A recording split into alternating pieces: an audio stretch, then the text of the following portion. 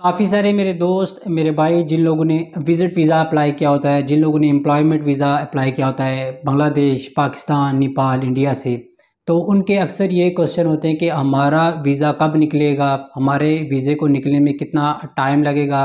हमारा offer letter आ गया है, ऑफ़र लेटर के कितने दिन बाद वीज़ा आता है? मेडिकल के कितने दिन बाद वीज़ा आता है? तो मैंने सोचा कि इसके ऊपर एक प्रॉपर वीडियो बना के आप लोगों के साथ शेयर की जाए। कोई भी आपका क्वेश्चन है तो इंस्टाग्राम का लिंक मैं डिस्क्रिप्शन में दे देता हूँ। आपने लिंक को ओपन करके मुझे इंस्टाग्राम पे कांटेक्ट करना है और जो भी आपका जो सवाल रह गया है, जो इस वीडियो में कवर नहीं कर पाया, वो आपने वहाँ पे जाके पूछ लेना है। बिस्मिल्लाहिर्रहमानिर्रहीम, अस्सलामु अलैकुम वरहमतुल्लाहि वबरकात। कैसे हैं आप? उम्मीद है बिल्कुल ठीक ठाक होंगे, खैर आफियत से होंगे और अपनी लाइफ को एंजॉय कर रहे होंगे। अल्लाह पाक से दुआ है कि अल्लाह पाक हमारी सारी मुश्किलात को आसान फरमाए, अल्लाह पाक हम सबको अपनी ज़बान में रखे। इन्हीं नेक दुआओं के साथ आज की वीडियो का करते हैं आगाज़। अगर अभी तक आपने मेरा चैनल सब्सक्राइब नहीं किया तो काइंडली मेरे चैनल को सब्सक्राइब करने के साथ साथ बेल आइकन को भी प्रेस कर लीजिए। शुक्रिया। चले चलते हैं वीडियो की तरफ। सबसे पहले हम लोग विजिट वीज़े की बात करते हैं। विजिट वीज़ा चाहे वो आप बांग्लादेश से निकलवा रहे हैं, आप इंडिया, बांग्लादेश, नेपाल से निकलवा रहे हैं।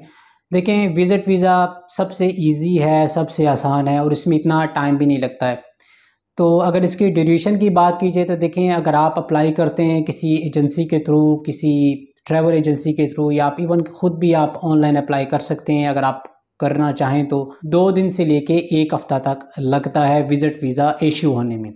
तो आप ये समझ लें कि आपका 1 वीक के अंदर आपका विजिट वीज़ा इशू हो जाता है अगर आपकी प्रॉपर डॉक्यूमेंटेशन है, अगर आपका पासपोर्ट वैलिड है और आपके जितने भी रेलिवेंट डॉक्यूमेंट अगर आपके पास हैं तो। और इसके कॉस्ट में पहले भी बता चुका हूँ, अब ये डिपेंड करता है कि आप किस कंट्री में, हर कंट्री की कॉस्ट उसकी करेंसी के हिसाब से डिफरेंट हो सकती है। अब चलें जो अपने असल मुद्दे पे आते हैं, जो हमारा आज का टॉपिक है, जो एम्प्लॉयमेंट वीज़ा है। Employment visa basically companies issues करती हैं। आप चाहे तो वो आप किसी ट्रैवल एजेंसी के थ्रू या रिक्रूटमेंट एजेंसी के थ्रू आप इशू करवाते हैं। आप इंटरव्यू देते हैं प्रॉपरली, आप वहाँ पे जाते हैं, अपने डॉक्यूमेंट सबमिट करवाते हैं। उसके बाद अगर आप इंटरव्यू पास कर जाते हैं तो फिर आपका मेडिकल होता है, उसके बाद आपका वीज़ा आता है, तो फिर आपका प्रोटेक्टर होता है और उसके बाद आपका टिकट वगैरह आता है। तो बेसिकली लोगों का क्वेश्चन ये होता है कि यार इसमें कितने दिन लगते हैं। अब मैं आपको कुछ चीज़ें यहाँ पे शेयर करने जा रहा हूँ जो आपने गौर से सुननी है। देखिए, जो एम्प्लॉयमेंट वीज़ा होता है वो बेसिकली डिपेंड करता है कि आपकी कंपनी को, जिस कंपनी में आप अप्लाई कर रहे हैं, उसको बंदे कब चाहिए। अगर तो कंपनी को अर्जेंट बेस पे बंदे चाहिए तो कंपनी 1 हफ्ते में भी आपका वीज़ा इशू कर सकती है। अब देखें, कुछ कंपनीज ऐसी होती हैं, फॉर एग्जांपल अभी दिसंबर का महीना है, आज दिसंबर की 20 तारीख है। अब मान लीजिए कि कंपनी को एक कॉन्ट्रैक्ट मिलने वाला है मार्च में। अब कंपनी ने उसी कॉन्ट्रैक्ट की बेस पे, उसी कॉन्ट्रैक्ट की तैयारी में कंपनी ने अभी से रिक्रूटमेंट शुरू कर देनी है, क्योंकि ऑन द स्पॉट तो आपको कभी भी लोग अच्छे नहीं मिलते, आपको कैंडिडेट अच्छे नहीं मिलते, फिर आपने इंटरव्यू लेना होता है, वहाँ पे कंट्रीज़ में जाके आपने इंटरव्यू कंडक्ट करना होता है, उसके बाद वीज़ा इशू में टाइम लगता है, उसके बाद सारा प्रोसेस होता है। तो कंपनी क्या करती है, 2 से 3 महीने पहले अपना प्रोसेस शुरू कर देती है। फॉर एग्जांपल अगर उन्हें 100 बंदा चाहिए तो वो 2 से 3 महीने पहले अपनी तैयारी करना शुरू कर देती हैं।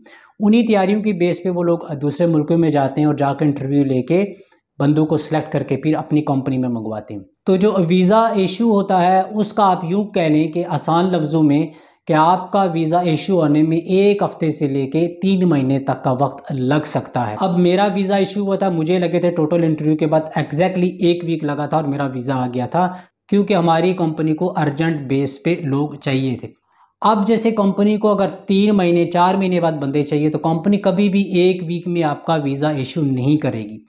कंपनी तब करेगी जब कंपनी को डिमांड होगी, जब कंपनी का कॉन्ट्रैक्ट स्टार्ट आने वाला होगा। फॉर एग्जांपल अगर कंपनी का मार्च में कॉन्ट्रैक्ट स्टार्ट हो रहा है तो कंपनी आपको फरवरी के पहले हफ्ते में या जनवरी के एंड में वीज़ा इशू करेगी। फिर आप दुबई आएंगे, उसके बाद कंपनी आपका सीरा करवाएगी, आपका मेडिकल वगैरह और सारी चीज़ें कंपनी 1 महीने में प्रोसेस कंप्लीट करवा के 1 महीने बाद जब कंपनी का कॉन्ट्रैक्ट स्टार्ट होगा तो कंपनी आपको ड्यूटी पे भेज देगी। कि यहाँ पे कुछ लोग एजेंसीज को, जो रिक्रूटमेंट एजेंसीज होती हैं, उनको ब्लेम करते हैं कि यार ये बहुत ज़्यादा टाइम लगाते हैं। बेसिकली देखिए, कोई भी बंदा है, बिजनेसमैन है, एजेंट है, तो उसकी यही कोशिश होती है कि अगर आज इंटरव्यू ले और 1 हफ्ते बाद उसके जो बंदे हैं वो चले जाएँ।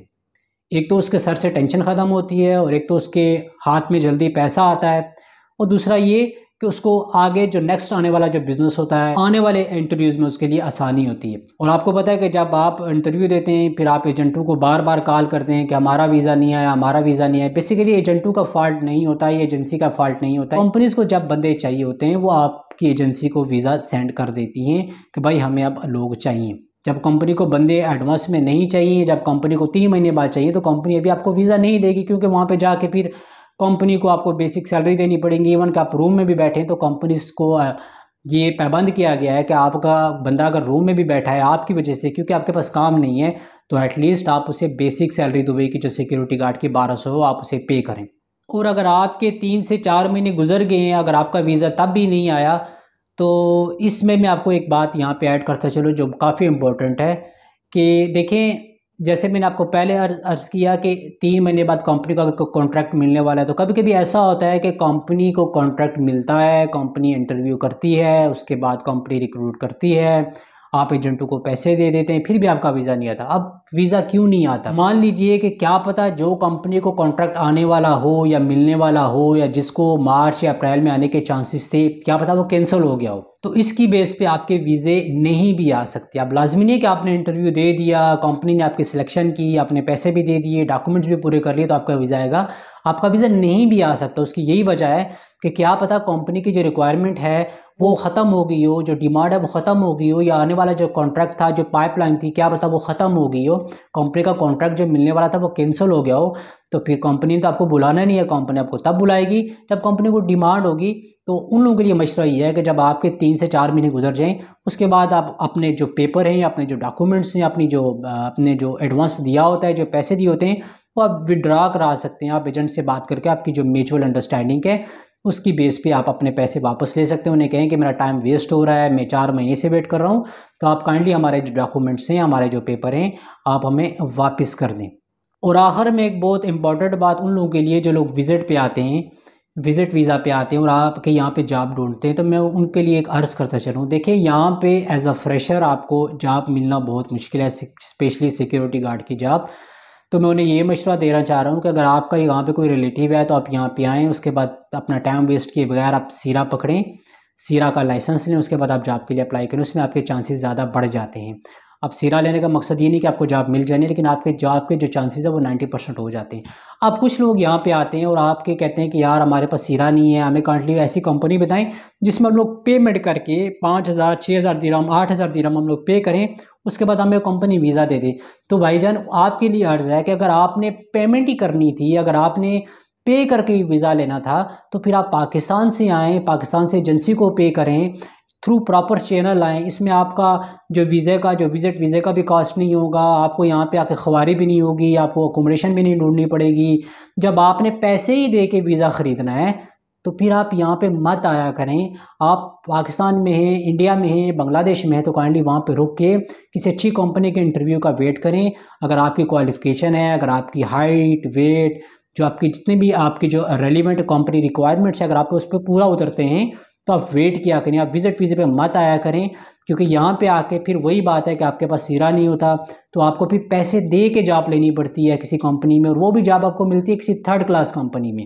तो आप वहाँ पे वेट करें, आप अपनी इंटरव्यू की तैयारी करें। उसके बाद जो ही आपको किसी अच्छी कंपनी की ऑफ़र आती है, कहीं चांस मिलता है कि इंटरव्यू हो रहा होता है कहीं पे, तो आप वहाँ पे जाकर इंटरव्यू दें और इंशाल्लाह पास करके आप यहाँ पे आ सकते हैं। तो आज की वीडियो तो यही था, उम्मीद आपको पसंद आई होगा। अगर वीडियो आपको अच्छी लगे तो आपने करना है लाइक, शेयर, सब्सक्राइब। मिलते हैं इंशाल्लाह नेक्स्ट वीडियो में, तब तक के लिए अपना बहुत सारा ख्याल रखिएगा, मुझे अपनी दुआओं में याद रखिएगा। अल्लाह हाफिज़।